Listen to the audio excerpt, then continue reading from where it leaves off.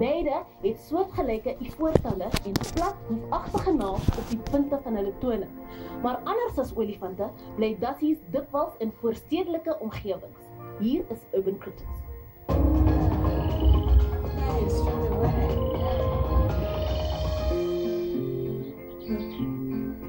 This cute little critter is a rock hyrax, better known as a dassie.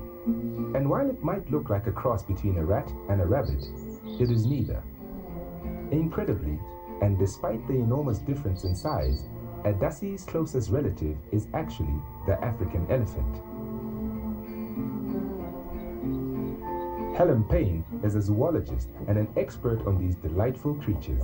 You can look at the teeth of the dassie and the teeth of an elephant, and they have similar cone structures, which no other mammals have. Scientists believe the elephant and the dassie have the same evolutionary descendants, not only because of their teeth, but because they have similar looking feet. Both are padded with stumpy toes and hoof-like nails. And while they may not be as majestic as their distant elephant cousins, being little has its advantages. The dassie has become an expert in urban living, squeezing into all kinds of small city spaces. There's two reasons why you find dassies in urban areas, and one of them is that people have moved into the spaces that dassies used to occupy. And the second reason is that urban areas tend to provide lots of places for them to breed. This family of dassies from Kloof in Durban have made a stormwater drain their home. It's not Kloof, it's restful.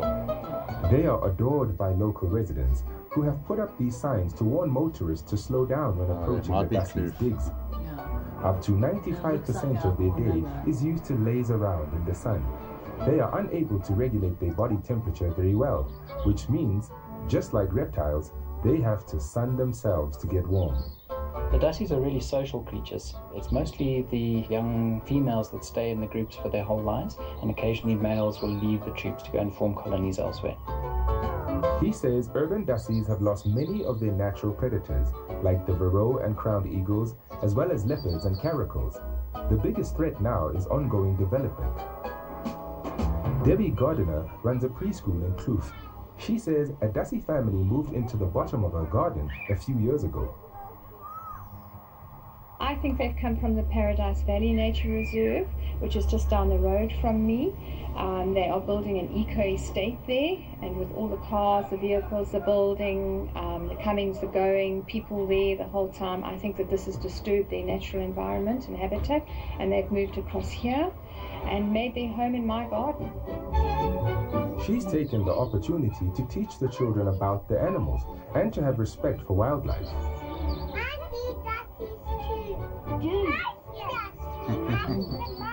The dassies have got fairly tame, and the children know this because they will come quite close, but I do let them know that they're not allowed to touch or try and catch them or run after them. The rock hyrax is found across Africa and the Middle East and prefers rocky areas. Although dassies have these tiny little stumpy legs, they're designed to be very nimble on rocks, which makes them perfect for moving into heavily treed areas in cities, for example, which is why they often set up colonies in trees with lots of vines in them. Which is why many colonies are found in riverine forests in the hills around Durban. Warren Friedman lives in Westville. He says his garden is close to 100% indigenous and believes this is why 2 dassie families have set up home there. Their whole life we spent here, all the drama that they have occurs in our garden, and it's wonderful to have.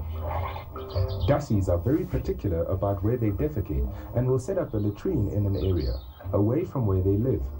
If they do happen to make a mess on the veranda, which is one of their favorite latrines, it's just a matter of a hose pipe, and it washes it away. It goes into the garden, it's fertilizer. Daily life for the dassies in Warren's garden means getting on with a peculiar extended family of vervet monkeys. They're aggressive when they're defending the colony from predators, but to most mammals they're pretty inoffensive. The monkeys and dassies regularly raid Warren's organic compost heap.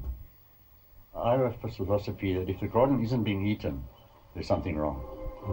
They primarily eat grass and forage herbs, whatever they can find within a short distance of the colony. Mostly leaves, sometimes fruits, seeds, whatever they can get hold of, and occasionally insects to supplement their diet. So if you want dassies in your yard, take a leaf out of Warren's book, plant a thoroughly indigenous garden, share the fruits of your labor with them, and one day, just maybe, when you go down to the bottom of your garden, you'll be in for a big surprise. So much to learn about nature and so much to learn from nature. So, let's see it fly. Look at him eating it. That was cute, eh?